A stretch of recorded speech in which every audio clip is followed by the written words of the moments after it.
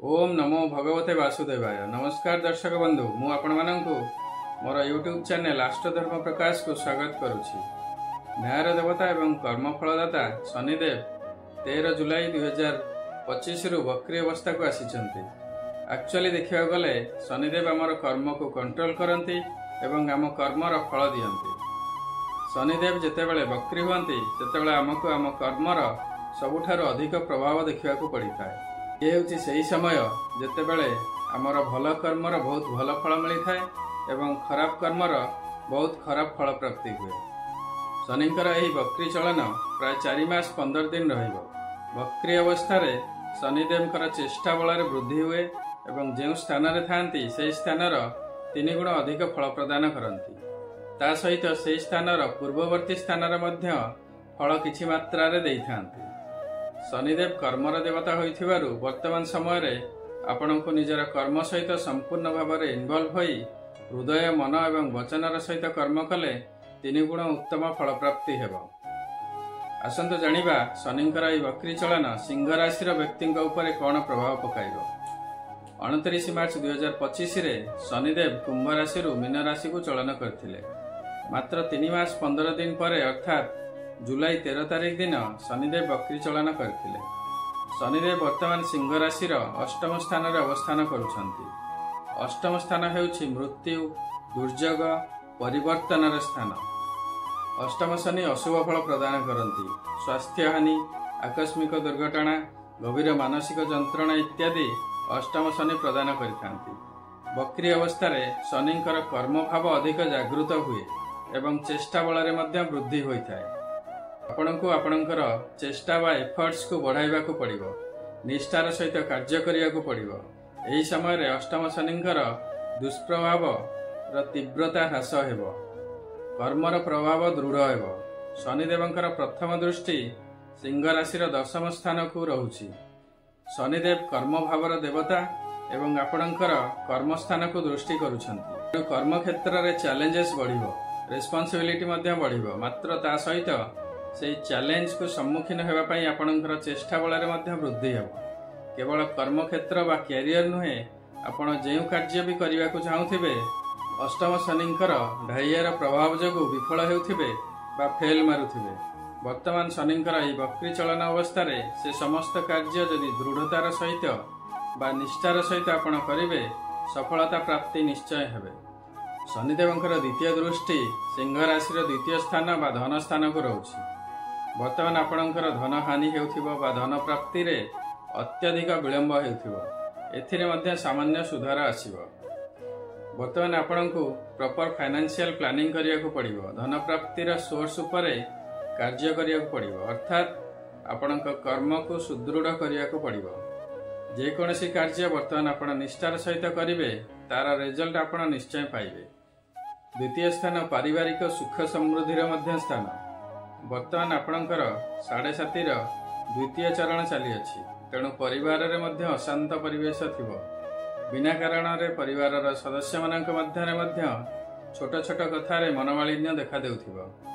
वर्तमान शनिदेवंकर एही वक्री चलन समय रे परिवार रे सामान्य अवस्था फेरी आसीबो। सदस्य मानक मध्य रे संपर्क रे मध्य सुधार आसीबो। शनिदेवंकर तृतीय दृष्टि सिंह राशि 5म स्थान को रहुछि। विद्यार्थी माने मानसिक चापरे थिबे।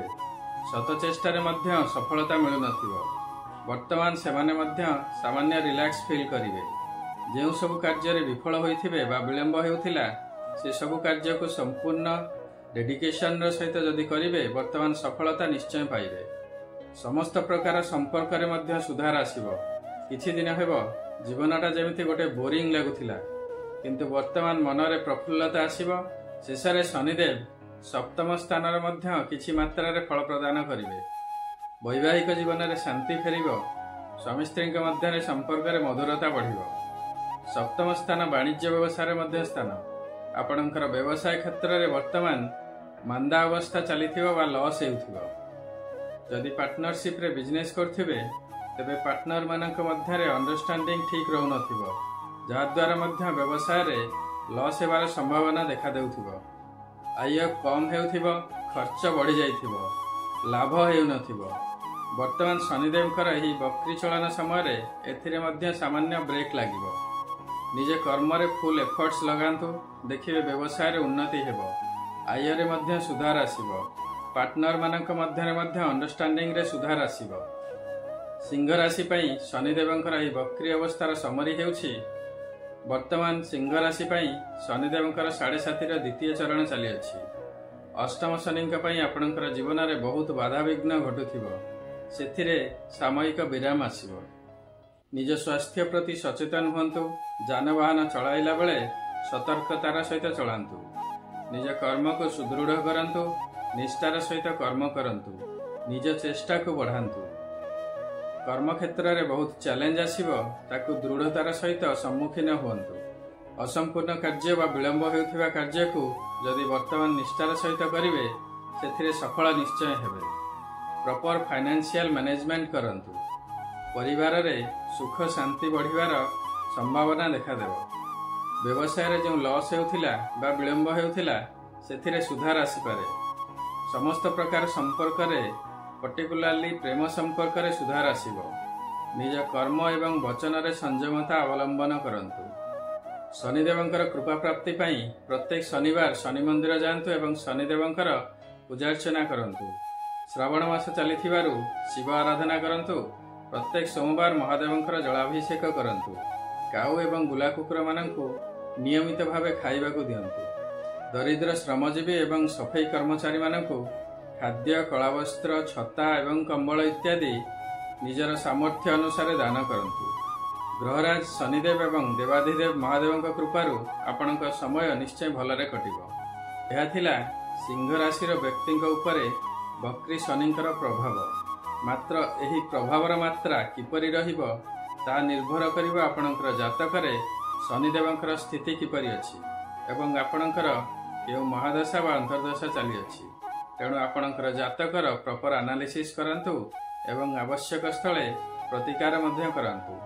ନିଜ ଜାତକର ଆନାଲିସିସ୍ କରିବା ପାଇଁ ଆପଣ ଭିଡ଼ିଓରେ ଦିଆଯାଇଥିବା ନମ୍ବରରେ ମଧ୍ୟ ଯୋଗାଯୋଗ କରିପାରିବେ।